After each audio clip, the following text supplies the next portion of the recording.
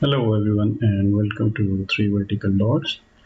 आज की इस वीडियो में हम बात करेंगे इन्वर्स रिलेशंस की के रिलेशंस के जो है इन्वर्स हैं वो क्या होते हैं, और एक दो और हम चीज़ें देखेंगे कि कम्प्लीमेंट्री रिलेशन क्या होता है, एक रिलेशन का कॉम्प्लीमेंट क्या होता है, और कॉम्पोजिट रिलेशन।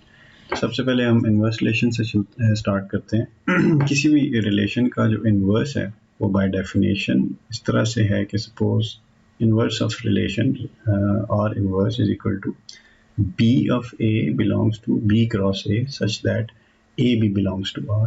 यानी अगर आपके पास कोई रिलेशन है A क्रॉस B, तो उसका जो इन्वर्स होगा वो बेसिकली B क्रॉस A होगा। इसको एग्जांपल के ज़रिए हम देख लेते हैं कि किस तरीके से ये होता है। बेसिकली इसको ऑब्टेन किया जाता है जो पहले एलिमेंट की जगह हम दूसरे इंटरचेंज कर दें हम एलिमेंट्स को, एलिमेंट्स के जो ऑर्डर्ड पेयर्स हैं उनको अगर इंटरचेंज कर दिया जाए तो हमें रिवर्स रिलेशन जो है वो मिल जाता है। हम एग्जांपल से देख लेते हैं कि किस तरह से ये होता है। सपोज हमारे पास एक सेट है A 2 3 4 उसके एलिमेंट्स हैं, और फिर B 2 6 8 उसके एलिमेंट्स हैं, और हमारे पास एक रिलेशन है जो किस तरह से डिफाइन होता है कि एक रिलेशन R है विच जो डिफाइन होता है A डिवाइड्स B के साथ। यानी जो रिलेशन R है इसमें वो एलिमेंट्स होंगे कि पहला एलिमेंट जो है वो डिवाइड हो जाए दूसरे एलिमेंट के साथ। तो वो कौन कौन से हैं? तो R हमारे पास बनेगा, देखें 2 2, अच्छा इसमें 2 6 भी आ जाएगा, 2 8 भी आ जाएगा, क्योंकि ये पूरे का पूरा डिवाइड हो रहा है, सेकंड एलिमेंट पूरा का पूरा डिवाइड हो रहा है पहले एलिमेंट के साथ। इसी तरीके से 3 2 नहीं हो सकता क्योंकि 3 जो है वो 2 पे पूरा पूरा डिवाइड नहीं होता। फिर 3 6 होगा, इसमें 3 8 भी नहीं हो सकता क्योंकि 3 और 8 में ऐसा पूरा डिवाइड का रिलेशन नहीं है। अच्छा इसी तरह 4 2 नहीं हो सकता, 4 6 नहीं हो सकता, तो 4 8 होगा। तो ये वो सेट है जो जिसकी डेफिनेशन क्या है कि जिसमें पहला एलिमेंट दूसरे एलिमेंट पे पूरा पूरा डिवाइड हो जाता है। तो ये हमारे पास अगर सपोज एक रिलेशन R है तो इसका इन्वर्स क्या होगा? इसका इन्वर्स सिंपली ये होगा कि हम जो पहला एलिमेंट है उसको दूसरे की जगह लिख देंगे और दूसरे को पहले की जगह लिख के तो जो अपना एक रिलेशन बनाएंगे वो इन्वर्स ऑफ रिलेशन होगा, वो R का इन्वर्स होगा। अब देखिए इसको रिवर्स करते हैं। पहला ऑर्डर पेयर इसी तरह से रहेगा 2 और 2, तो इसको इन्वर्स भी कर दें तो ये 2 2 ही रहेगा। 2 6 जो है वो 6 2 हो जाएगा, 2 8 जो है वो 8 2 हो जाएगा, 3 6 जो है वो 6 3 हो जाएगा, और 4 8 जो है वो 8 4 हो जाएगा। ठीक हो गया जी। अच्छा इसकी एरो डायग्राम देख लेते हैं कि इसकी एरो डायग्राम कैसे बनेगी। सपोज हमारे पास यही जो रिलेशन था R, उसकी एरो डायग्राम ये है, यानी 2 2 2 6 3 से 6 और 4 से 8, और ये A क्रॉस B है, तो एरो की डायरेक्शन A से B की तरफ होगी जो बड़ा एरो। अब इसी का रिवर्स अगर हम फाइंड करें तो इसका रिवर्स क्या बनेगा? सबसे पहले तो ये B से A की तरफ हो जाएगा, ये A से B की तरफ नहीं होगा, यानी ये रिवर्स है, इन्वर्स है, तो ये रिवर्स हो जाएगा एरो की डायरेक्शन। और साथ हम देखें कि हम इन सारे एरोस की डायरेक्शंस को चेंज कर देंगे। पहले 2 से 2 थी तो ये अब इस 2 से इस 2 की तरफ, फिर 2 6 थी तो ये 6 से 2 हो जाएगी, इसी तरीके से 6 से 3, और फिर 8 से 2, और फिर 8 से 4। ठीक हो गया जी, ये इसका इन्वर्स रिलेशन का हो गया। अब अगर हम इसकी मैट्रिक्स रिप्रेजेंटेशन की बात करें इन्वर्स रिलेशन की, तो किस तरीके से होगी कि सपोज आपके यही रिलेशन जो आपके पास R है, इसको अगर आप इसमें A सेट जो है 2 3 4 है और B जो है 2 6 8 है, तो जब हम इसको मैट्रिक्स की रिप्रेजेंटेशन में लिखते हैं तो सबसे पहले हम जो पहला सेट है उसको लिख देते हैं इस साइड पे जो है आपके कॉलम एक्सिस पे, और इसको दूसरे सेट को रो एक्सिस पे लिख देते हैं, और फिर जो रिलेशन हमें दिया गया होता है उसके मुताबिक हम वंस और जीरोस लगा देते हैं। अच्छा जी, इसमें सिंपली ये है, इसका जो शॉर्टकट है वो ये है कि किसी भी रिलेशन का इन्वर्स रिलेशन अगर फाइंड करना हो तो इस मैट्रिक्स का ट्रांसपोज ले लें। ट्रांसपोज लेने से मुराद ये है कि जो भी इसकी रो है उसको कॉलम में कन्वर्ट कर दें। मिसाल के तौर पे देखें, ये हमारे पास पहली रो है 1 1 1। इस 1 1 1 को रो में लिखने के बजाय आप कॉलम में लिख दें 1 1 1। ठीक हो गया। इसी तरह दूसरी आपके पास रो है 0 1 0। इसको आप रो में लिखने के बजाय सेकंड कॉलम बना दें 0 1 0। और तीसरी रो आपके पास 0 0 1 है, तो इसको 0 0 1 को आप तीसरा कॉलम बना दें, यानी रोज को कॉलम में कन्वर्ट कर दें, कॉलम्स को रोज में कन्वर्ट कर दें। इसको ट्रांसपोज कहते हैं। तो सिंपली आपके पास इनवर्स आ जाएगा उस रिलेशन का। तो ये इस तरीके से आप इसको मैट्रिक्स के ज़रिए रिप्रेजेंट कर सकते हैं। अच्छा जी, नेक्स्ट हम बात करेंगे कॉम्प्लीमेंट्री रिलेशन की। जो कॉम्प्लीमेंट्री रिलेशन है, ये कॉम्प्लीमेंट का जो कॉन्सेप्ट है बिल्कुल उससे मिलता जुलता ही रिलेशंस में इसका कॉन्सेप्ट है। इसमें बाय डेफिनेशन अगर इसकी हम डेफिनेशन देखें तो बाय डेफिनेशन वो ये कहता है कि आपके पास जितने भी कार्टेशियन प्रोडक्ट्स होंगे, सपोज आपके पास दो सेट्स हैं ए और बी, और उन पे कोई रिलेशन डिफाइन किया गया है आर, तो उस आर का कॉम्प्लीमेंट, एक तो इसको आर और ऊपर एक छोटी सी बार लगाई जाती है, इससे जाहिर करते हैं, इसका मतलब होता है ये आर कॉम्प्लीमेंट है। तो आर कॉम्प्लीमेंट बराबर होगा ए क्रॉस बी। जितने भी आपके ए क्रॉस बी के पॉसिबल कार्टेशियन प्रोडक्ट्स बनते हैं उनमें से निकाल दें आप जो आर, जो रिलेशन में जो प्रोडक्ट्स डिफाइंड है वो अगर आप निकाल देंगे तो आपके पास बेसिकली उसका कॉम्प्लीमेंट्री रिलेशन आ जाएगा। इसको एग्जांपल से समझने की कोशिश करते हैं। सपोज आपके पास ए एक सेट है और आर उस पे एक डिफाइन किया गया है रिलेशन। अब आर जब उस पे रिलेशन डिफाइन किया गया, उसमें जो कार्टेशियन प्रोडक्ट आपके पास जो ऑर्डर्ड पेयर्स हैं वो है 1 1 1 3 2 2 2 3 और 3 1। ये इसके आर के मेंबर्स हैं सारे के सारे। अब आर डैश क्या होगा या आर कम्प्लीमेंट क्या होगा? आर कम्प्लीमेंट निकालने के लिए आपको सबसे पहले इसके सारे पॉसिबल, जितने पॉसिबल आपको कार्टेशियन प्रोडक्ट और में ऑर्डर्ड पेयर्स बनते हैं वो सारे निकालने पड़ेंगे। वो कैसे निकालेंगे? आपको उसके लिए ए क्रॉस ए करना पड़ेगा। तो ए क्रॉस ए करें तो सबसे पहले आपके पास आएगा 1 1, फिर 1 2, फिर 1 3। इसके बाद आ जाएगा आपके पास 2 1 2 2 2 3, और फिर आपके पास आ जाएगा 3 1 3 2 और 3 3। ये आपके पास टोटल आ जाएगा। उसमें से आपने आर वाले जो हैं वो नहीं लिखने, और जो बाकी बच जाएंगे वो आप लिख लेंगे। तो जब आप जो बाकी बचते हैं वो लिखेंगे तो वो आपके पास आर कम्प्लीमेंट आ जाएगा 1 2 2 1 3 2 और 3 3। तो ये सारे के सारे आपका आर कम्प्लीमेंट।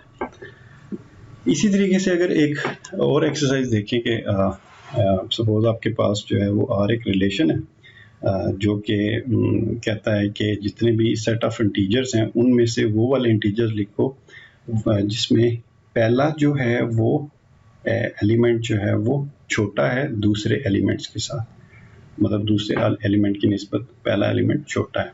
तो वो सारे के सारे ऑर्डर्ड पेयर्स अगर आप लिखेंगे तो ये एक रिलेशन आर बन जाएगा। तो इस आर रिलेशन का आपने कंप्लीमेंट भी निकालना है और इसका इनवर्स भी निकालना है। तो सबसे पहले इसका हम जब निकालेंगे कंप्लीमेंट, तो उसके लिए हमें z क्रॉस z निकालना पड़ेगा। z क्रॉस z का मतलब होगा जितने पॉसिबल आपके पास इंटीजर्स बनते हैं उनके कार्टेशियन प्रोडक्ट्स आपस में निकालेंगे, उसमें से r वाले माइनस कर देंगे, जो बाकी बचेंगे वो आपके पास आ जाएंगे। तो वो हम देख लेते हैं कि अगर r हमारे पास है a less than equal to b, यानी पहला छोटा है दूसरे से, तो जो हमारे पास इनवर्स आएगा, इसका जो कंप्लीमेंट आएगा उसमें पहला छोटा नहीं होगा, not equal to less than equal to B. तो not less than equal to B का दूसरा मतलब ये होता है कि पहला जो है वो बड़ा है बी से या बराबर है बी के, यानी ये एक ही बात है, इसको लिखने का दूसरा तरीका है। ठीक है। इसी तरह अगर इसका इनवर्स फाइंड करना होगा तो इनवर्स इसका ये होगा कि अगर ए लेस देन बी है तो इसका इनवर्स बेसिकली ए ग्रेटर देन बी होगा। अच्छा जी, नेक्स्ट हम बात करेंगे कंपोजिट रिलेशन की। कंपोजिट रिलेशन ऐसे रिलेशंस हैं बेसिकली जो कोई दो डिफरेंट रिलेशन का कंपोजिशन होते हैं या उनसे मिल के बने होते हैं। तो इसको समझने के लिए आप सपोज करें कि आपके पास के 3 सेट हैं A, B और C, और एक आपके पास रिलेशन है R जो सेट A और B के दरमियान है, और एक आपके पास रिलेशन है S जो सेट B और C के दरमियान है। तो अगर आपने कंपोजिट रिलेशन फाइंड करना है R और S के दरमियान, तो इसको डिनोट करते हैं SOR से, यानी SOR। तो ये ऐसा रिलेशन होगा A से C के दरमियान जो कि किन ऑर्डर्ड पेयर्स पे मुश्तमिल होगा, AC ऑर्डर्ड पेयर पे मुश्तमिल होगा, सच दैट कि जो पहला रिलेशन है यानी रिलेशन R में AB और रिलेशन S में BC पे मुश्तमिल होगा। इसको थोड़ा सा ये मैथमेटिकली अगर डिनोट करें तो इस तरह से डिनोट करेंगे। इसको एग्जांपल के ज़रिए समझ लेते हैं कि ये बेसिकली कंपोजिट रिलेशन होता क्या है। अब सपोज आपके पास जो है वो एक रिलेशन है R जो A से B के दरमियान है। वो रिलेशन है जी, उसके जो पेयर्स हैं वो है A1, A4, B3, C1, C4। ठीक हो गया। इसके साथ ही आपके पास एक रिलेशन है S जो कि है 1x, 2x, 3y, 3z जो B to C रिलेशन है। तो अब आपने SOR फाइंड करना है। तो SOR फाइंड करने के लिए आपको बेसिकली जो है वो ये सबसे पहले आपने R का पहला ऑर्डर्ड पेयर देखना है। पहला ऑर्डर्ड पेयर कहता है A का रिलेशन है 1 के साथ।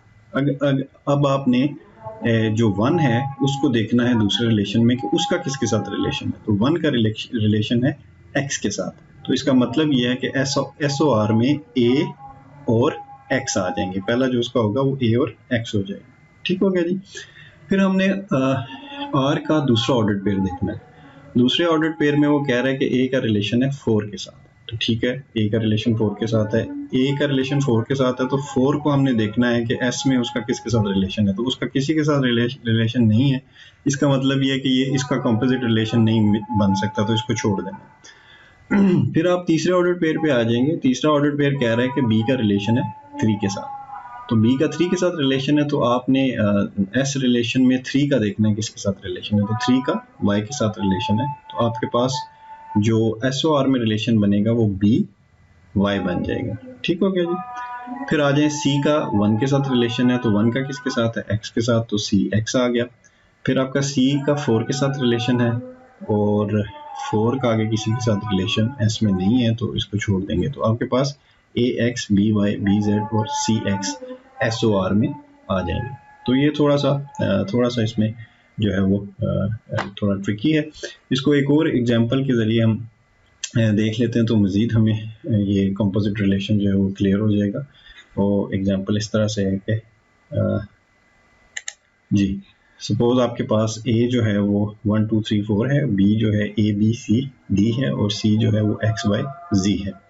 और आपके पास रिलेशंस हैं R जो है वो है 1A, 2D, 3A, 3B और 3D, और S आपके पास है BX, BZ, CY और DZ। तो आपने ROS फाइंड करना है। तो ROS फाइंड करने के लिए सबसे पहले हम R का ऑर्डर्ड पेयर देखते हैं। पहला ऑर्डर्ड पेयर कहता है 1 का A के साथ रिलेशन है। अगर 1 का A के साथ रिलेशन है तो इसका A का देखना है कि किसके साथ रिलेशन है S में। S में A का किसी के साथ रिलेशन नहीं है, इसका मतलब है ये इसको हम नहीं लिखेंगे। फिर हम दूसरे ऑर्डर पेयर में चलते हैं। दूसरा ऑर्डर पेयर कहता है कि जी 2 का D के साथ रिलेशन है। तो हमने देखना है कि S में D का किसके साथ रिलेशन है। वो कह रहा है D का Z के साथ रिलेशन है, तो हमारे पास 2Z आ जाएगा। 2Z हमारे पास पहला ऑर्डर पेयर आ गया। फिर कहते हैं जी अगला जो है 3A है। A का यहाँ पे एग्जिस्ट नहीं करता, इसको छोड़ देंगे। उससे अगला 3B है। B का रिलेशन है BZ के साथ, तो 3Z हमारे पास आ गया। इस तरीके से 3D है तो D का रिलेशनशिप हमने देखना है Z के साथ है, तो 3Z आ गया। B का रिलेशनशिप भी Z के साथ था, तो ये भी 3Z आ गया हमारे पास। ठीक हो गया जी। इस तरीके से हमारे पास 2Z, 3X और 3Z ये हमारे पास ROS रिलेशन के पेयर्स आ जाएंगे। इसको हम एरो डायग्राम के ज़रिए भी समझ सकते हैं कि सपोज आप ये देखें कि आपके पास दो सेट्स हैं तीन सेट्स हैं ए, बी और सी। इसमें पहला रिलेशन है आर जो ए और बी के दरमियान है, और दूसरा रिलेशन है एस जो बी और सी के दरमियान है। ये उनके एरोस बने हुए हैं रिलेशंस के। तो आपने इनको सामने रख के तो एस ओ आर जो है वो निकालना है। तो एस ओ आर निकालने के लिए सबसे पहले आपने देखना है कि एक पहला जो एलिमेंट है आर का, उसका रिलेशन है पहला 1 के साथ। उसका 1 के साथ अगर रिलेशन है तो 1 का आगे अगले रिलेशन में एस में 1 का एक्स के साथ रिलेशन है, तो जो पहला आपका रिलेशन बन जाएगा वो ए एक्स बन जाएगा। ठीक हो गया जी। इसी तरीके से आपने ए का देख रहे हैं कि ए का 4 के साथ बी रिलेशन है।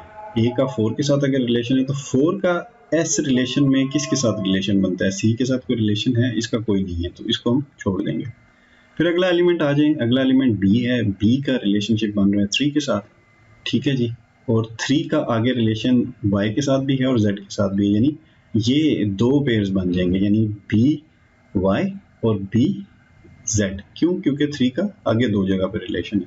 तो हम एक दफ़ा लिखेंगे बी वाई और दूसरी दफ़ा लिखेंगे बी जेड। ठीक हो गया जी।